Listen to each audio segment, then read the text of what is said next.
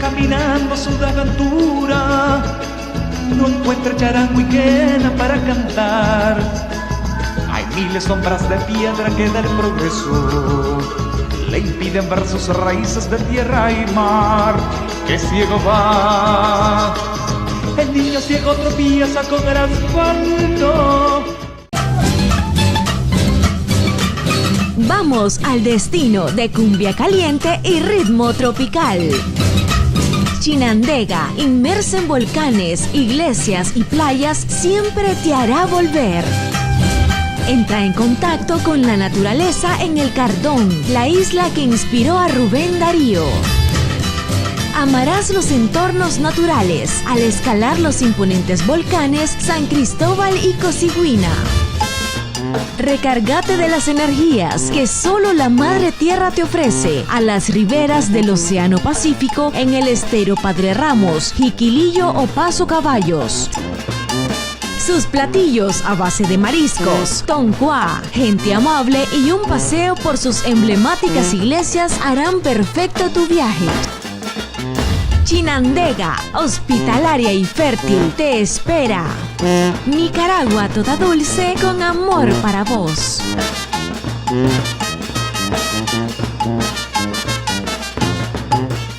Apreciados amigos, es un gusto poder dirigirme a ustedes en esta ocasión.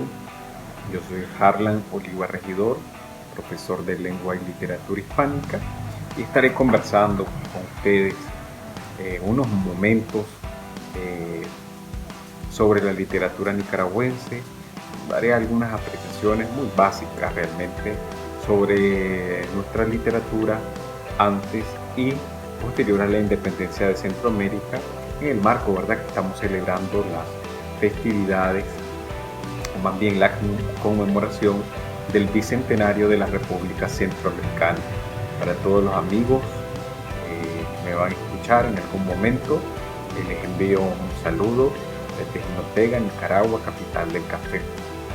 Bien, para hablar de la literatura nicaragüense o de las raíces de nuestra literatura, es preciso recordar que nuestra lengua era básicamente fonética, no teníamos un sistema de escritura formal hasta que lo aprendimos, o lo aprendieron nuestros primeros aborígenes por supuesto, de los españoles.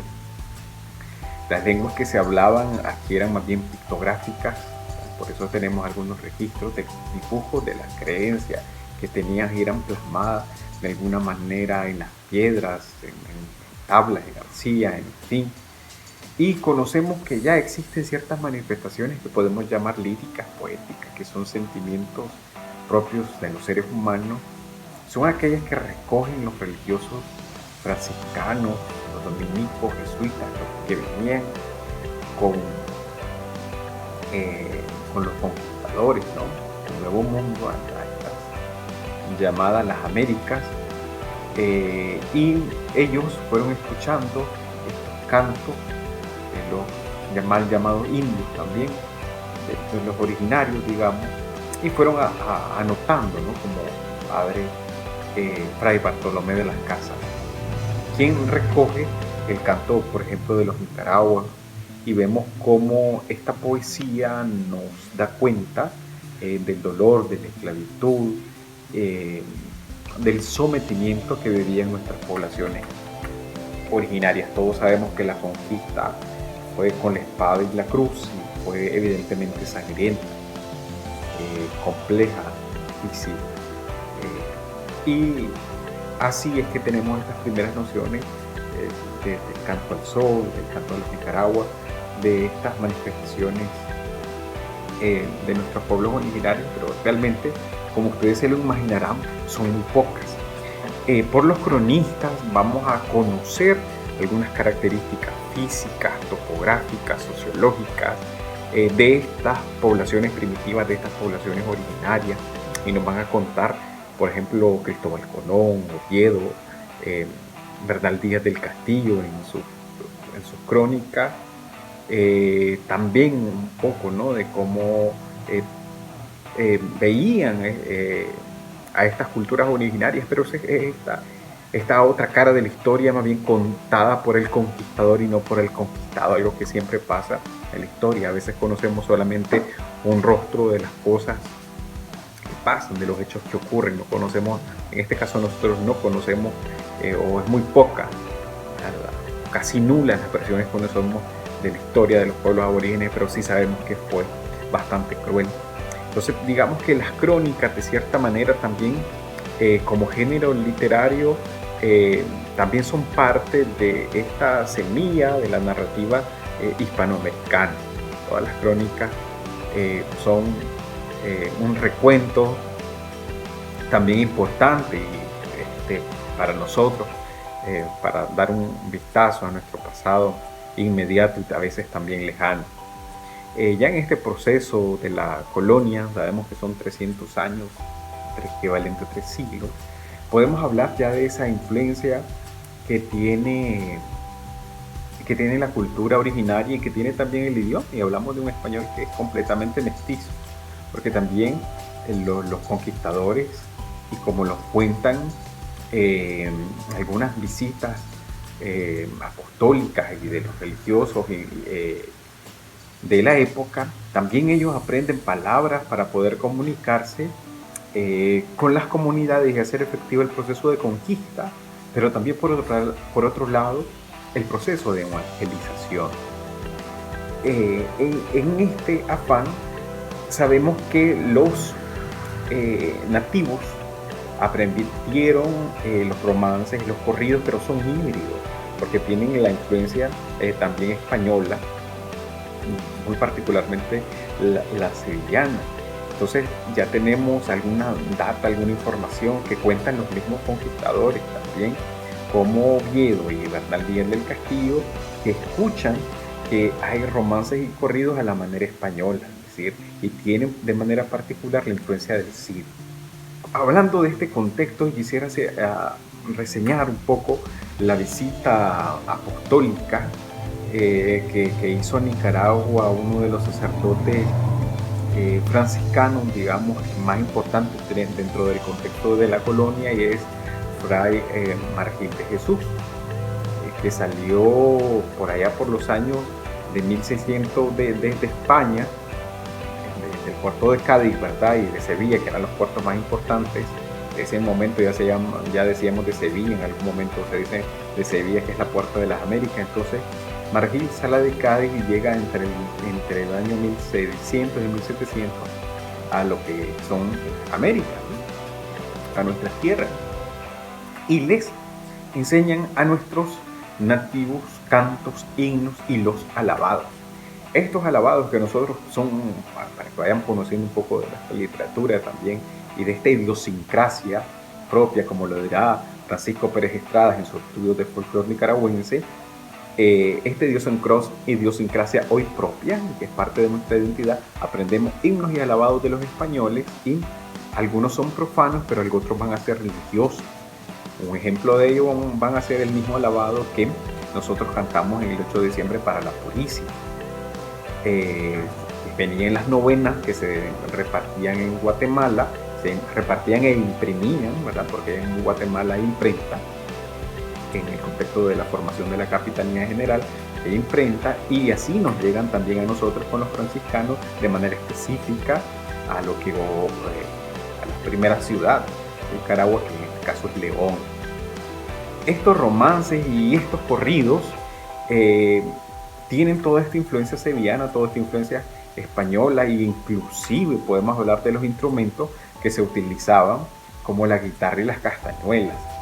Estos dos instrumentos también los vemos en algunos cánticos a la Purísima, que son influenciados por el romancero español, inclusive aquellas composiciones que son posteriores a la colonia, donde ya se veneraba, por ejemplo,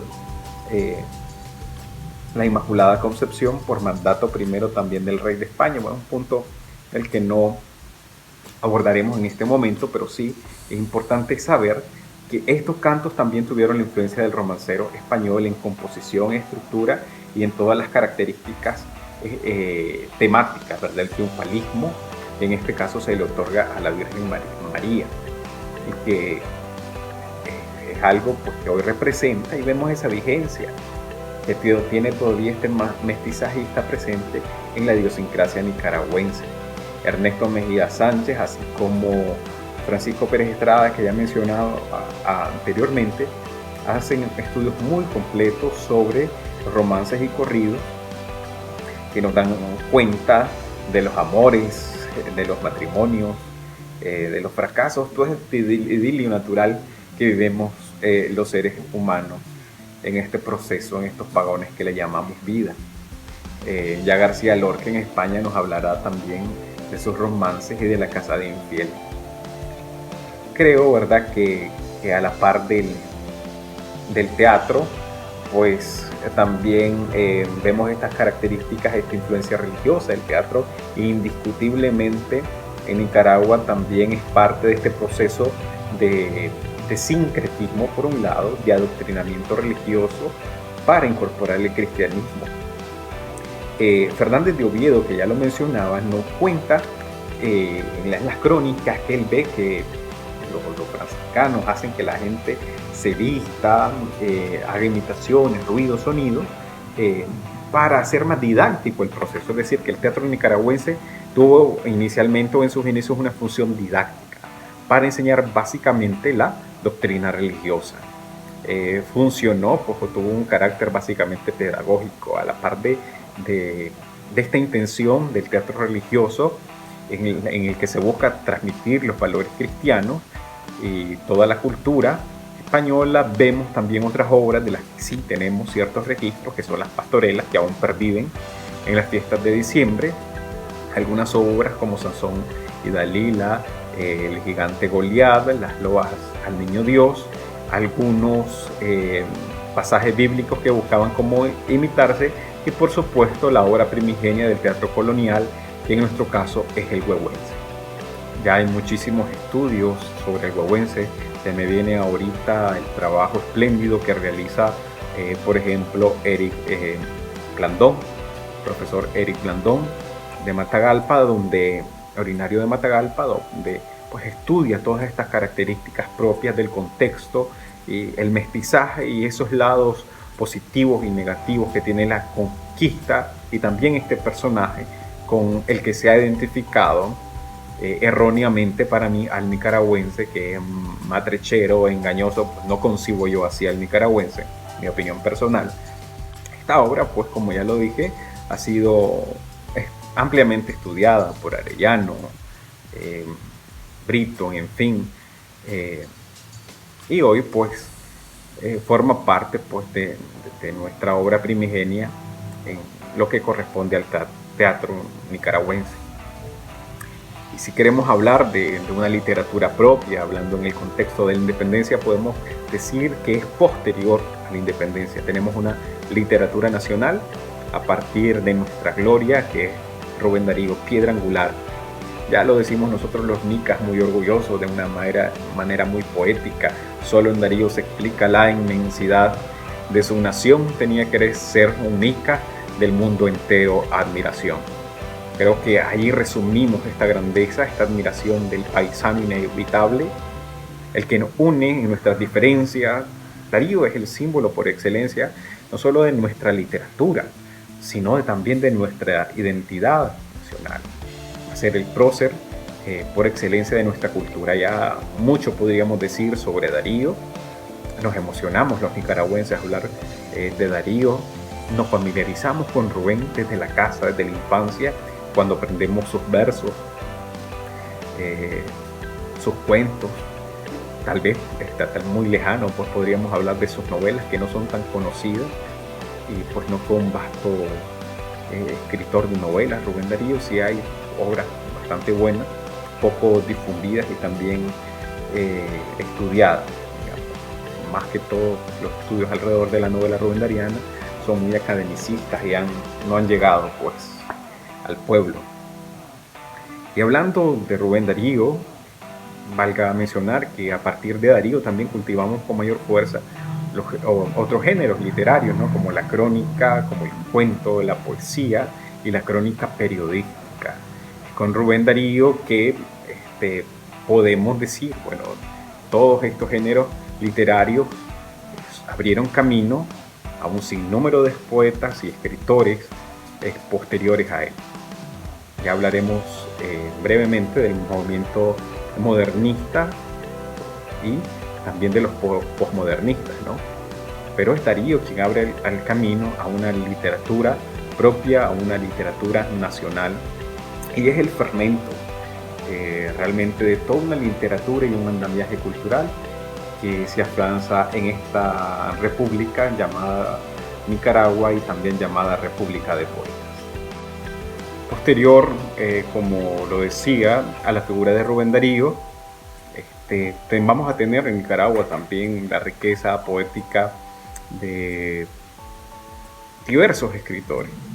Vamos a recordar, ya lo decía, Salomón de la Selva, Alfonso Cortés, el poeta besánico de Centroamérica, con una poesía suprasensorial, una poesía exquisita, y el arcipreste de la literatura nicaragüense también, el padre Azarías Palé. Son muchos los nombres y tendríamos que ahondar tal vez mucho más en la literatura y recordando después a la generación de los poetas modernistas y postmodernistas, tenemos que hablar obligatoriamente de la vanguardia nicaragüense, que vuelve su mirada al paisaje inmediato, a las características sociales de nuestra población, su paisaje. Volvemos a ese allá lejos rubendariano del trópico, de la vida de campo, bucólica, con todos estos poetas, ¿verdad? La influencia va a ser decisiva de esto que los vanguardistas llamaron exteriorismo, ¿verdad? Como esa poesía hecha, construida, elaborada con las cosas y los problemas de todos los días. No va a ser una poesía tan estilizada y no va a tener estas filigranas rubendarianas. Y empezaron a renovar, a escribir una poesía libre de rima, ya no es una poesía esquemáticamente ordenada, como una poesía libre, una poesía quizás mucho más abierta, más relajada hasta cierto punto, tocando como siempre lo ha hecho la poesía, temáticas similares, ¿verdad? De la vida, el dolor, la muerte, el paisaje, problemas sociales y también políticos, de los que nunca ha estado lejos, pues nuestra poesía ni nuestra literatura. La poesía, recordemos, es también parte de nuestra historia y habla de las fugas, de la bala, del exilio, la muerte, de todo lo que nos ha tocado vivir como patria, como pueblo y nación. Y también lleva impresa nuestros profundos anhelos y nuestros más íntimos deseos como seres humanos. Hablaremos dentro de estos movimientos de vanguardia de un sinnúmero de escritores de fama internacional como Ernesto Cardenal, el prestigio académico de Ernesto Mejía Sánchez, Carlos Martínez Rivas, ¿verdad? Que aportaron mucho a la literatura de su tiempo, y cada uno de ellos de una u otra manera también fue abriendo camino a esta creación literaria y fueron motivo e inspiración también de otros escritores. Ya lo decía antes, hemos sido llamados una república de poetas, y que en Nicaragua hay una obra poética fructífera. El doctor Francisco Arellano Oviedo ya lo decía, en Nicaragua son muchísimos los poetas y se han escrito una gran cantidad de libros sobre poesía y literatura nicaragüense. Y valga hacer un paréntesis y rendir también un tributo a la Academia Nicaragüense de la Lengua, que dentro de las academias miembros de ASALE, la Academia Nicaragüense es la que más ha producido literatura. Y no solo ha producido, sino también ha sido una literatura con gran calidad.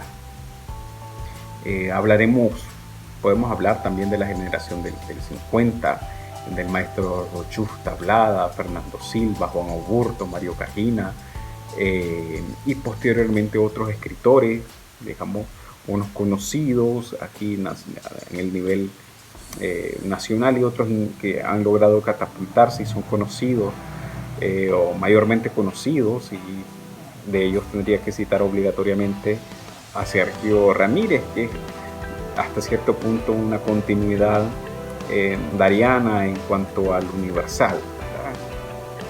El doctor Sergio Ramírez ha logrado el día de hoy toda una obra narrativa de gran prestigio en América Latina y más allá de nuestras fronteras, ¿no? En la generación del 60 tendría que citar a otros autores como Edwin Illescas, Roberto Cuadra. Muchos de estos escritores y los que ya mencioné, como ha pasado también en otros países de América Latina, han utilizado los diarios, las revistas, las prensas culturales, los diarios culturales, para dar a conocer su poesía. Sabemos que los poetas han vivido en ciertas limitaciones y eso ha hecho que no conozcamos en algunos casos ciertas obras de poetas que han pasado inadvertidos y quizás hasta en el olvido porque no han logrado hacer alguna publicación. Y bueno, eso es muy conocido hoy. Por suerte tenemos las redes sociales que hoy nos sirven como un medio de difusión también para nuestra poesía. Nos acercaremos a los años 70, sus finales en los años 80 y recordaremos a Martínez Rivas, a Mejía Sánchez, a Julio Valle Castillo, un gran académico, a don Eric Aguirre, posterior, a Yoconda Belli, a la poeta Murillo, y a otros escritores, ¿verdad?, que surgieron en este contexto de los años 80, el contexto de la Revolución Popular, y vemos una poesía que se revela, revolucionaria, y va a tener sobre todo todos estos tintos políticos e ideológicos en la búsqueda de estas ansias de libertad que tenía el pueblo nicaragüense en ese momento. Y nos vamos a encontrar ahora con una generación bastante grande de poetas jóvenes. Tenemos muchos talentos jóvenes en Nicaragua y talento de mucha calidad. Unos viven en Nicaragua y otros están fuera, pero haciendo buena literatura, y literatura que en ese país tiene prestigio, y eso merece ser aplaudido y reconocido por todos nosotros, porque están poniendo en alto, por supuesto, el nombre de nuestro país. Esta poesía que se inscribe en este contexto actual es llamada la poesía o literatura del desasosiego por Yoconda Belli, porque estos poetas de esta nueva generación, y no todos, me atrevo a decir, dejan la contaminación política e ideológica, pero habrá otros, que van a poner el dedo en la llaga sobre estas realidades duras y difíciles que vive y ha vivido nuestro país, sobre todo en los últimos años, ¿no? Voy a mencionar a algunos poetas, y por eso no quería mencionar nombres, porque puedo pecar en excluir algunos que son hoy bastante conocidos: Francisco Uriel, Misael Duarte, Unice Sade, Rafael Mitre, Jimmy Javier Obando, Marvin Calero, Alejandra Sequeira, Víctor Ruiz, Ezequiel de León, Yasmina Caballero, Hansel Lacayo, William Crispin, Rito Marguillén, José López Vázquez, Carlos Fonseca Crispin, que recientemente ganó un premio y es un chico admirable, muy talentoso, Carlos Castro, Ernesto Valle Moreno. Aquí incluiría a Jorge Campos, Andrés Moreira, que ha lanzado recientemente también un libro de poesía. Y en fin, creo que hay mucho talento joven. Muchos de ellos no son parte de estos grupos y otros están excluidos de estos grupos literarios, y no conocemos su poesía. Sin embargo, considero que hay una poesía muy buena, de gran calidad y sobre todo de mucha sensibilidad humana. Una poesía de la otredad, que es capaz de verse en el dolor del otro. Y muchas veces eso nos falta, podernos ver en realidad y comprender y dimensionar al otro, a nuestro semejante, a nuestro prójimo inmediato. Hoy por hoy creo que en Nicaragua pues puedes ufanarse, decir tiene poesía, pero no solamente tiene poesía de mucha calidad. Creo que se han abierto y se siguen abriendo espacios para dar a conocer esta poesía, nuestra literatura, ¿no? Tendríamos que hablar por aparte de la narrativa e incluir también las voces femeninas que se han alzado de una manera activa también en nuestra literatura, como Ana Ilse Gómez, como la doctora Isolda Rodríguez, como la Teresa Sánchez, Yoconda Belli, en fin, y tenemos grandes poetas reconocidas internacionalmente y personas además muy queridas y de gran sensibilidad humana, como Claribel Alegría, una persona súper dulce. Creo que los nicaragüenses hemos encontrado también en la poesía una forma de desahogo ante todas las situaciones que nos ha tocado vivir. Sigue teniendo un gran desafío la poesía en Nicaragua y en América Latina en ser testimonio de la historia, ser voz en este contexto en que vivimos tan complejo, en esta sociedad consumida por el capitalismo y esta posmodernización que deshumaniza al ser humano. Y la poesía sigue humanizando al ser humano, hablando de esas cosas que son importantes en un lenguaje tal vez sublime, a veces mucho más fuerte, rústico a veces, pero no deja tocar un poco el corazón y hacernos reflexionar en los problemas que también vivimos, en los sueños, en las aspiraciones que no deben morir. Ya Sergio Ramírez nos dice: un país sin literatura es un país sin identidad. Y quiero finalizar con eso. Hemos definido también nuestra identidad nacional con la literatura. Y la literatura y la poesía no va a morir ni debe morir. Creo que genéticamente está en nosotros y seguiremos siendo esa república de poetas, tal vez sin pensarlo, sin soñarlo, sin quererlo, pero hoy lo somos. Y toca trabajar en la tierra con lo que tenemos a nuestra mano, a nuestra disposición, seguir pensando en esos sueños, en esas utopías que nos sirven como patria también para caminar y para desear mejores tiempos para todos, mejores tiempos para nuestro país. Esta pequeña reflexión final pues nos sirva para dar un vistazo a nuestra literatura, a volver los ojos a su riqueza, a su variedad temática, estética, y a valorar también la poesía y a los que escriben poesía, que no sean recordados simplemente con la lápida que se hace en los pueblos o en los países, y al final de la vida o cuando ya no está uno, y eso ya nada es cierto. Así que reconozcamos los valores, los talentos hoy. Creo que esta ponencia, estas conferencias que se están dando es un parte de eso.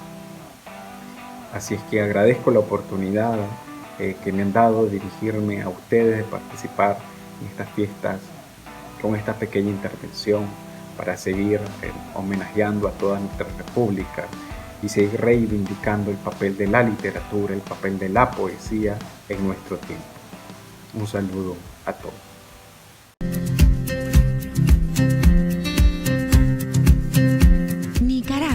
El corazón de Centroamérica, un país resiliente que sabe de luchas y de honor, con sus rincones entrañables y gente que la hace aún más especial. Despedimos el 2020 y recibimos el año nuevo con el corazón vibrante y bombeando nuevas emociones. Disfruta el surf, las extensas playas, respira el aire fresco de nuestras montañas, el sandboarding y el espectáculo ardiente de nuestra lava volcánica.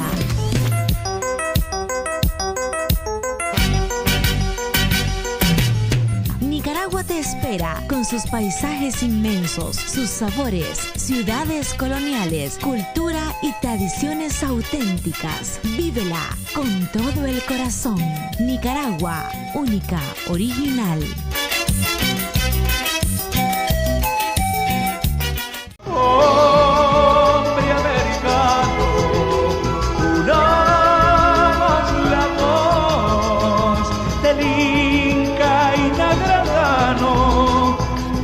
Y del araucano, bailemos a un mismo son.